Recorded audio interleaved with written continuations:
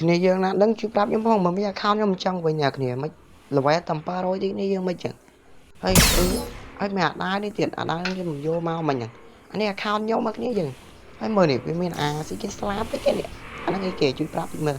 ឡូវខ្ញុំមកចាប់គ្រូនេះយើងជិះដឹងថាបានលបអីគេចឹងខ្ញុំចាប់ fruit ហើយវាចេញទៅអីគុណស្អីនេះគុណ800ស្អីគុណ400អី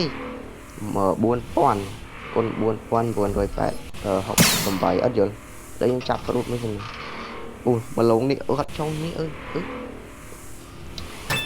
បាន fruit ដូចអាចជឿអា fruit មករួមឲ្យ fruit មកឥឡូវយើងយកទុកសិនហើយ fruit នេះក៏គ្រាន់បានដែរគ្រាន់បានយើងបានគ្រាន់បានយើង fruit ខ្លះឥឡូវយើងទុកសិនណៃហើយខ្ញុំអត់យល់ហើយវាអញ្ចឹងវិញវាកលិចមែនណាគ្នាជួយប្រាប់តិចមើលហើយមើលអីវ៉ាន់នេះមើលអីវ៉ាន់នេះគ្នាប្រាប់តិចមើលហើយមើលមានអហ្មងគ្នាយើងមានអហ្មងនេះមានអា fruit នេះទៀតនេះហើយកាត់អីមែនគ្នាយើងបើវាកលិចមែនបើអ្នកគ្នាដឹងជួយប្រាប់ខ្ញុំផងខ្ញុំលេងមួយថ្ងៃអត់អីដល់ពេលខ្ញុំ play game ខ្ញុំចូលលេង mobile play ហើយដល់ពេលចូលមកក្នុង game វិញមកវាចេញឲ្យមើល level